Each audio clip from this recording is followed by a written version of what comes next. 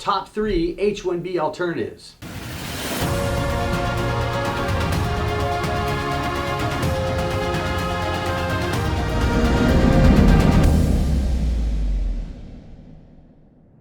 I'm your host, John Veely, immigration attorney and CEO of Online Visas, the intelligent immigration platform. If you'd like to learn more about what we cover in this video, go to onlinevisas.com.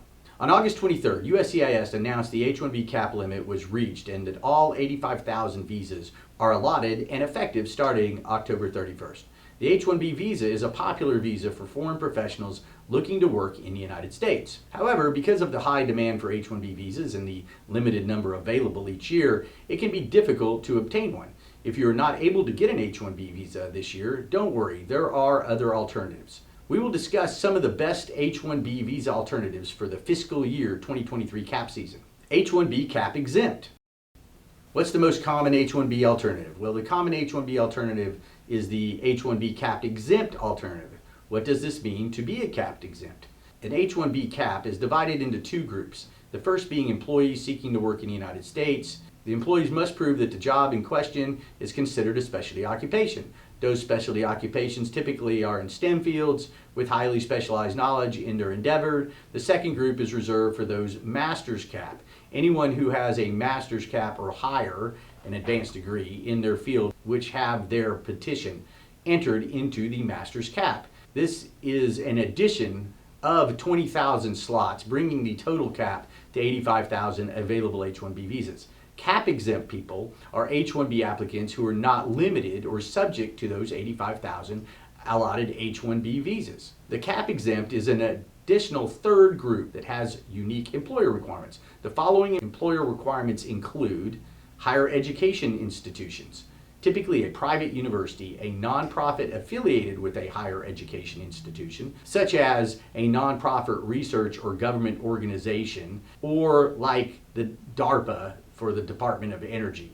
When the employee meets these requirements, they must file a petition before the cap ends, which starts at the beginning of April 1st through October 30th. Another alternative besides the capped exempt H-1Bs is an F1 student has OPT. OPT stands for Optional Practical Training. Can F1 students apply for H-1B visas while they're on OPT more than once?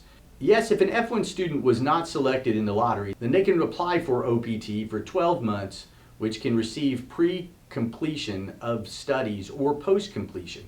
Remember to file your OPT with the designated school official, called a DSO, who will require the application along with the passport and 2x2-inch photo IDs. If the OPT is granted for the student, they are now able to work off campus for up to 12 months. During the 12-month period, the OPT student can apply for an H-1B visa for the second time when the next cap season begins. For example, an F1 student applies for an H-1B visa May 1st, but ends up receiving a not selected status. After receiving the not selected status, the student then applies for OPT.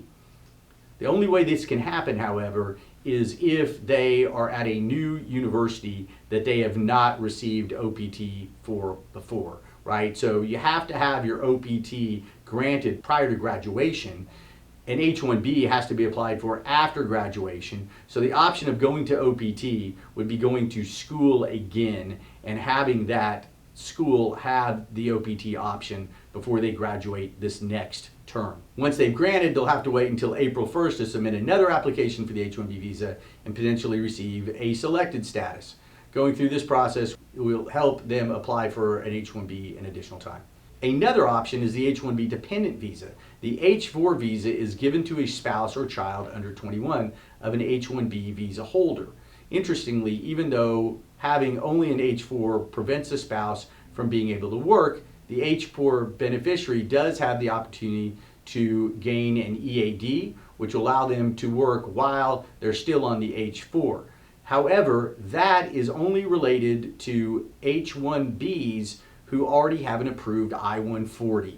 So those instances are typically limited to people from India that have long priority dates between the time their I-140 is approved and when they can file their adjustment of status. What that means is they are in that approved I-140 state, they're waiting the number of years till their priority date becomes current, their spouse then gets an H-4. Because of the also additional approved I-140, that spouse can file for an H-4 with an EAD or an employment authorization document so that they can work. Thanks to the USCIS in 2015, a new policy allowed them to work during this time. This policy was partially enacted so that the family members would stay together, so the H-1B holder wouldn't have to leave their country. An additional opportunity to the H-1B, besides the H-4 EAD and the H-1B non-capital exempt, are other visa options. So the H-3 is for a management trainee. This visa says on paper it's good up to 2 years. It's really, if they ever want to change to another visa, then they should not go beyond 18 months. The H-3 is really unique in the fact that it is a training visa. Therefore, it should not be for a job that's going to be client serving, meaning the H-3 should not be billed out to a client for services rendered directly to that client. Instead, they can learn how to be a manager. They can learn to go up and become better at the job that they want to do, and then apply for an H-1B later and now have those managerial skills. That's a really good way to do it. Another unique component to the H-3 is those skills cannot be taught in that person's home country, right? So if you're trying to get a techie that's going to come in and work in your tech department, they can't have learned those skills in India, which is a tech sector, right?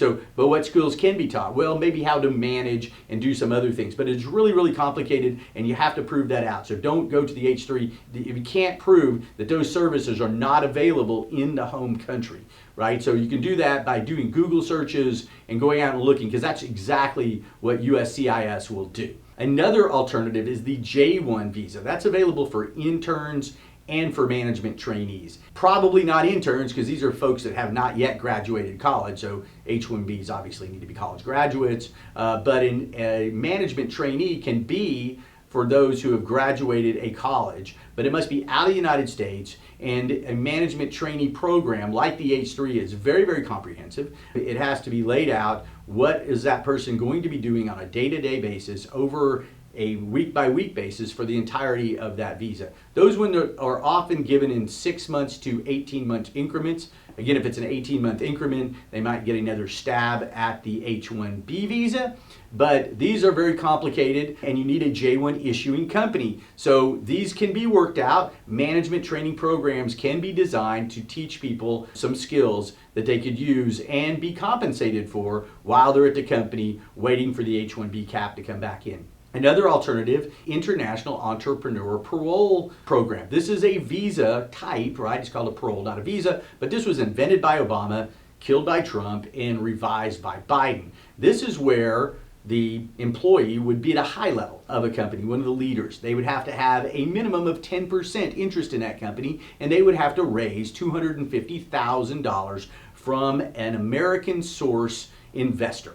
What that means is that investor also has to have invested in at least 2 other startups in the last 5 years for a cumulative $600,000, and they must have created some jobs or created some revenue in those startups. But that's a really good program for those who want to go in to lead a company and don't want to be buried in the H-1B as an employee for years and years. Another alternative to the H-1B is the O-1. These are for extraordinary ability people in a number of different professions, but in many of them are professions that the H-1Bs have. So they have to have risen to the top of their profession, and they must hit a number of different visas across the board. There's awards, there's media, there's high pay, there is judge of the work of others, there are elite memberships, there is authoring scholarly articles, there is having a critical role in an organization with a distinguished reputation, and there's comparable evidence. It can all be used. You need to hit 3 of them and show you've risen to the top, but that's another possibility.